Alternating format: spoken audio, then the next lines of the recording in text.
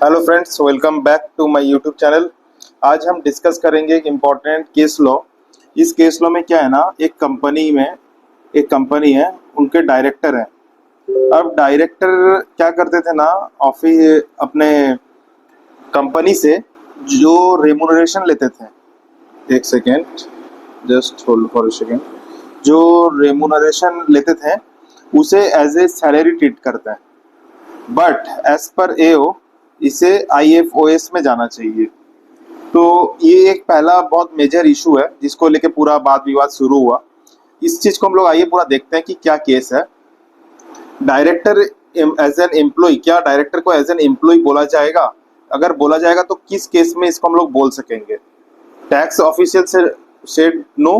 And court means यहाँ पे हम लोग आईटीएटी का बात कर रहे हैं। ओके, आईटीएटी सेड यस, हम लोग बोल सकते हैं। अब आइए समझते हैं क्या है। सोचिए कि एक एसएससी है। एसएससी रन्स करता है D art furniture system private limited. Okay, और वो वहाँ का डायरेक्टर है। बट वो वहाँ से जो भी मनी रिसीव करता है ना, उसे एज ए अपने सैलरी बोल के दिखाता है। एंड वो सैलरी के साथ अपना एचआरए वगैरह क्लेम करता है। ओके, तो एओ ने बोला नहीं, ये तो आप तो डायरेक्टर है और आप ही तो पूरा रन कर रहे हैं, कंट्रोल रख रहे हैं, तो आप यहाँ के मालिक हुए, you are not an employ, you are the boss. तो इसी चीज को लेके विवाद शुरू हुआ।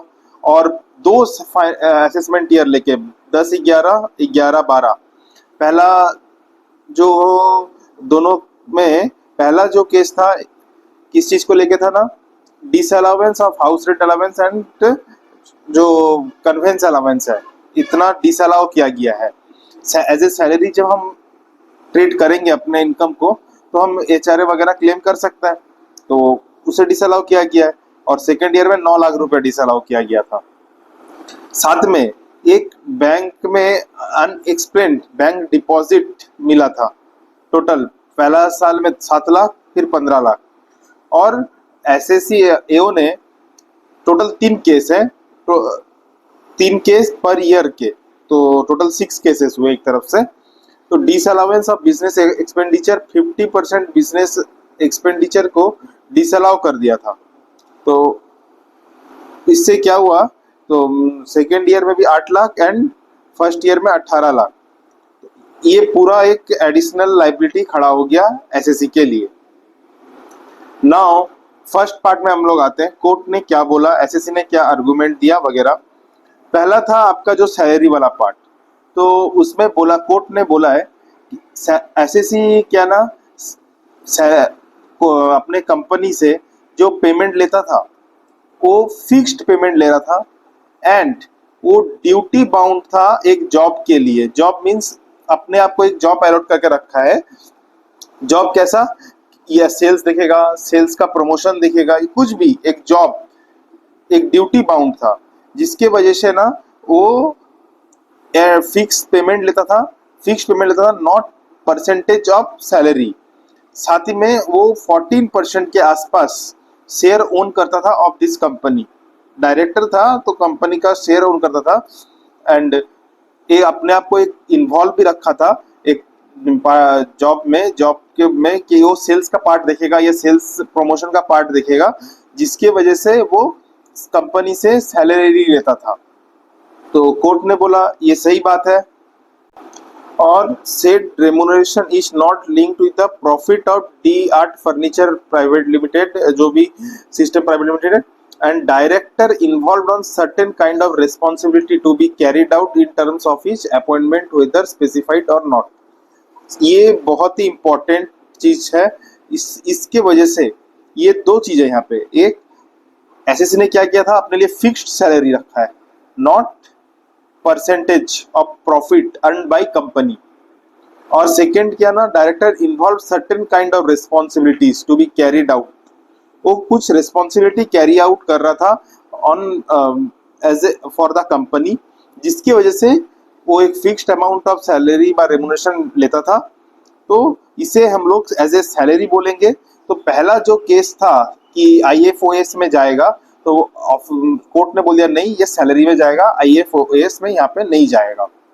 फर्स्ट इशू खत्म। सेकेंड, जो 7 लाख रुपया बैंक में डिपॉजिट किया था उसके लिए एसएससी ने बोला था कि हमने एक सेल प्लॉट सेल किया है एंड जिसका हमें पेमेंट रिसीव हुआ है, सेल डॉक्यूमेंट भी दिखाया सीआईटी अपील्स में and check details matched with bank. And ये पैसा जो लिया था बैंक में ही लिया गया था। तो जो सीआईटी अपील्स जो इसे माना नहीं था ये प्रूफ को, उसे बोल दिया कि नहीं ये प्रूफ ओके है एंड इसे अलाउ किया गया है। सेकेंड जो था, सेकेंड ईयर में 15 लाख रुपया का डिपॉजिट मीन्स, मैं यहाँ ग्राफ में आऊं तो आपको अच्छे से समझा पाऊं। ये केस एंड ये केस सैलरी का था जो खत्म हो गया।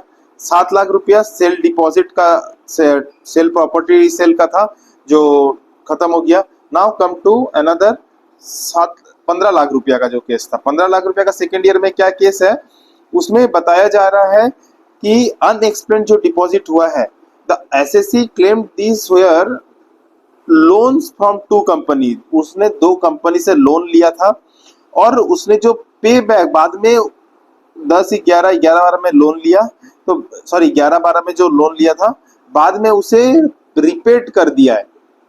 इसके लिए रिपेड का प्रूफ उन्होंने दिया था, लेकिन ट्रिब्यूनल ने बोला कि SSC failure to establish the credit worthiness and genuineness of this loans, कि ये लोन क्यों लिया है, किस पर्पस में यूज हुआ है और आपने जो बैक किया है मनी जो रिटर्न किया है, रिपेड किया है, वो कहाँ से किया है, उसके लिए पैसा कहाँ से आया, ये चीज आप प्रूफ करने में फेल्यूर है।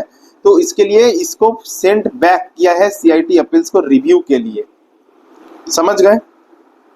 अच्छा, और जो 2 केस थे, बिजनेस एक्सपेंडिचर को 50%, ये भी अपने अभी डिस्कस किए, इसको कर दिया गया है सीआईटी अपील्स के लिए रिव्यू के लिए। और जो 2 केस है 50% डिसअलाउ कर दिया गया था बिजनेस एक्सपेंडिचर। तो बिजनेस एक्सपेंडिचर के लिए एसएससी को बोला गया है कि आप बिल्स वगैरह सारा कुछ डिपॉजिट कीजिए। Court agreed with the tax office that proof was missing. आपका जो ये एक्सपेंडिचर है, एक्सपेंडिचर का बिल वगैरह आप डिपॉजिट करना बहुत मैंडेटरी है। Instead of disallowing issue back to the original tax officer for both years and told to look it again. फिर से इसे चेक करने के लिए बोला गया है कि आप, एंड एसएससी को और एक मौका दिया गया है कि आप सारा डॉक्यूमेंट्स, एक्सपेंसेस, बिल्स वगैरह प्रोड्यूस कीजिए। ठीक है, तो हमें इससे क्या पता चल रहा है? देखिए, डॉक्यूमेंटेशन इज किंग, मैं लिख के रखा हूँ इसीलिए ही। आपका जो भी इनकम का आपका आया, डिपॉजिट हुआ, उसका डॉक्यूमेंटेशन होना।